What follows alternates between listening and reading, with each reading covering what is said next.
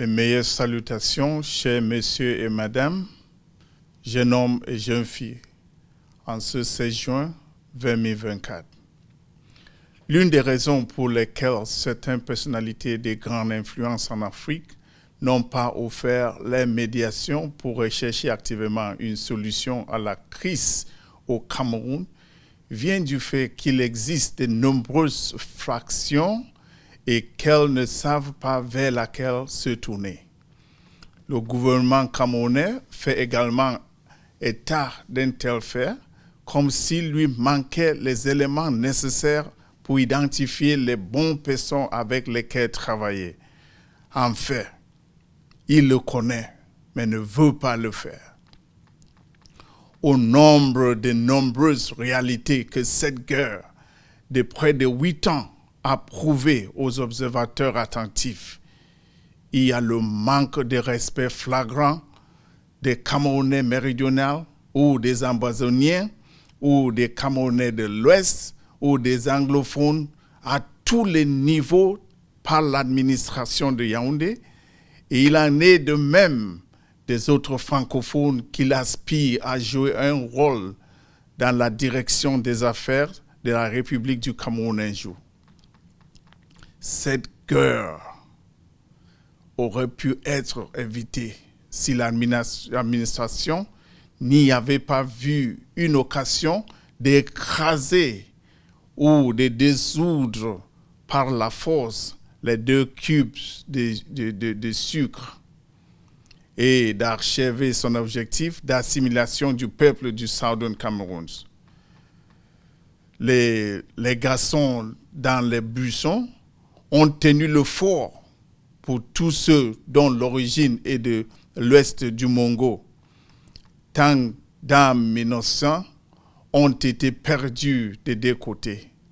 Tant de revenus ont été gaspillés et tant de dettes nationales ont été contractées.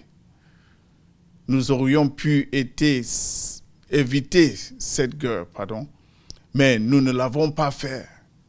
Et maintenant que nous en sommes là, comment s'en sortir?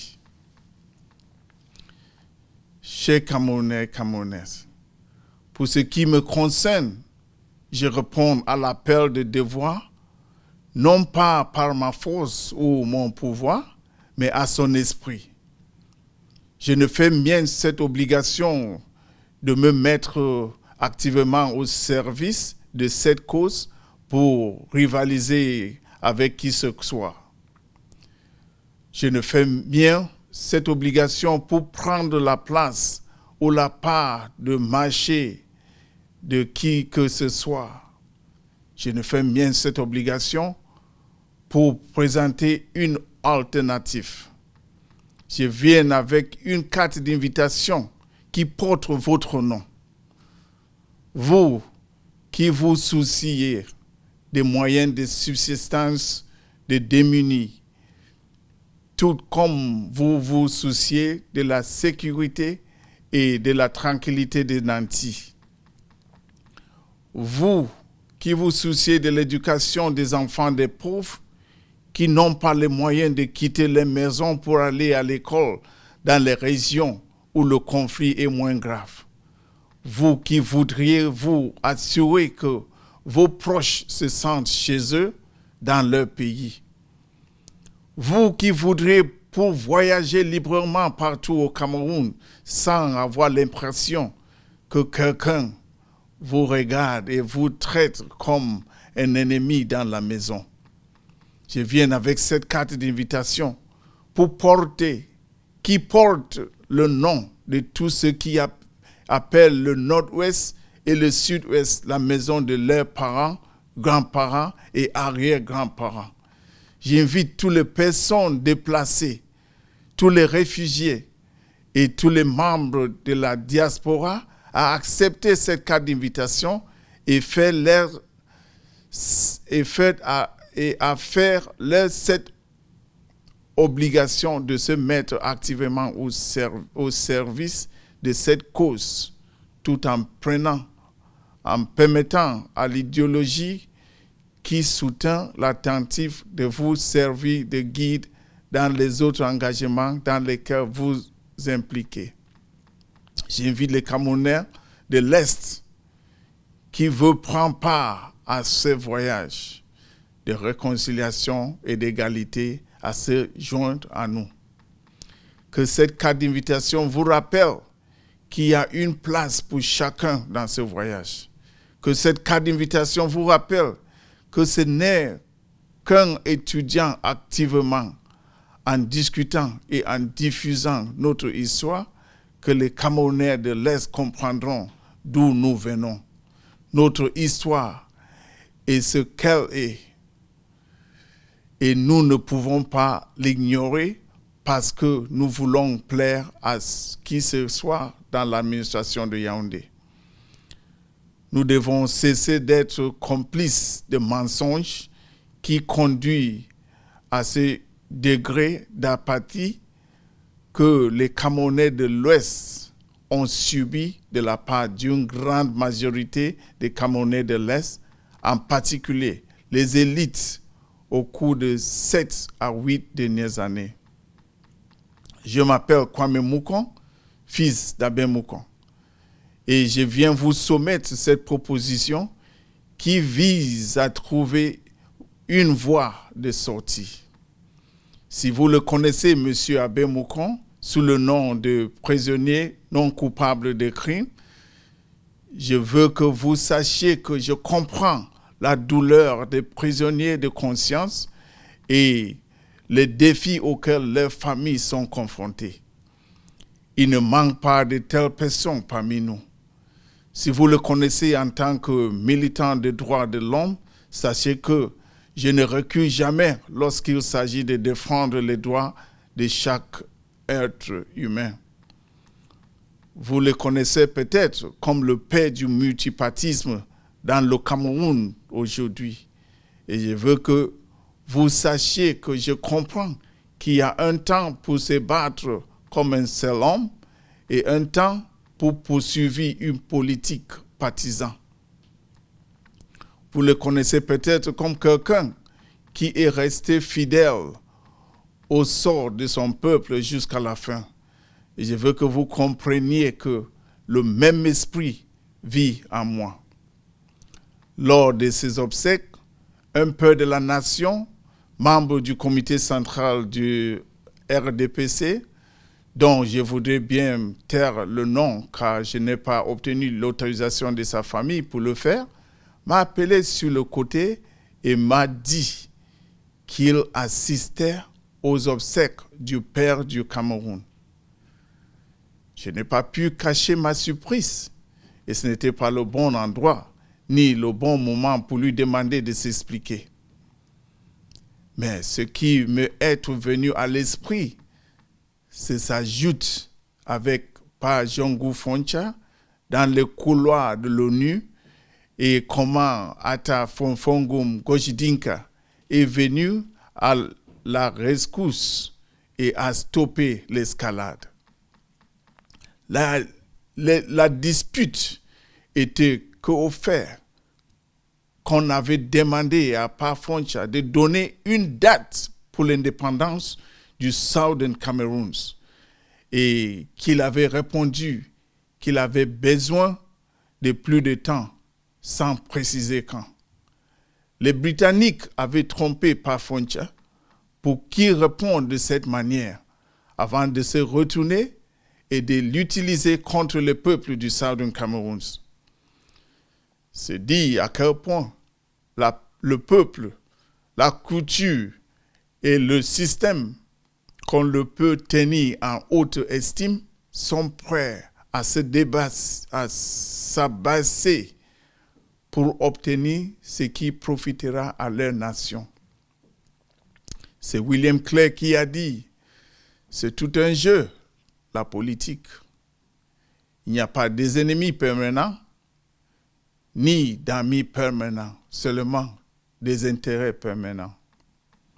En 1959, l'opinion populaire de tous les Camerounais méridionaux était favorable à l'indépendance pure et simple. et le moment était venu.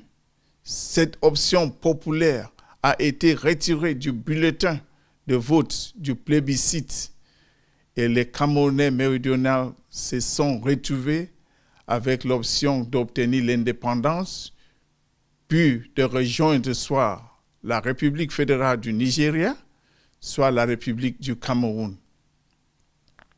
Mon père a soutenu l'option de rejoindre la République du Cameroun parce qu'elle promettait une fédération de 2 États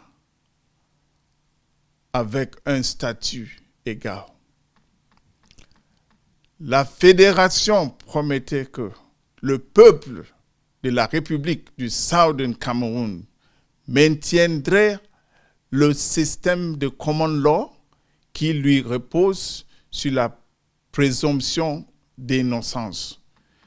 La fédération a promis que les enfants de la République du Southern Cameroun iraient à l'école et recevraient un enseignement dans la langue qu'ils comprenaient.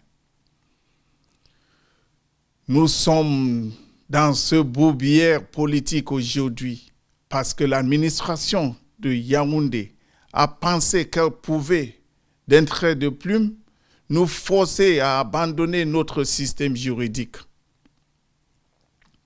Nous sommes aujourd'hui dans cette impasse politique parce que l'administration de Yaoundé s'est arrogé le droit de modifier notre système éducatif sans notre consentement. Nous sommes dans cette situation politique difficile aujourd'hui parce que la République du Cameroun n'a pas rejoint la fédération avec des intentions honnêtes, mais plutôt avec un projet douteux d'assimilation de la République du Southern Cameroun. C'est ainsi que la République fédérale a pris son envoi sur des fondations défectueuses qui aujourd'hui sont brisées et demandent à être remises en état. Je suis un baptiseur et je sais que vous l'êtes aussi. Nous avons tous une place et un rôle à jouer dans la reconstruction des fondations de notre pays. J'espère que vous vous joindrez à nous pour construire un mouvement solide qui ne sera ignoré ni par l'administration de Yaoundé, ni par les garçons dans les buissons. Je prie pour que ceux qui ont été privés de leurs droits, qui sont devenus apathiques et qui ont été poussés à l'indifférence en raison de la manière dont la crise a été gérée, voient une fois de plus une lueur d'espoir suffisante pour les ramener à la table des dessins et aux tranchées. Le pays a le plus besoin de vous en ce moment.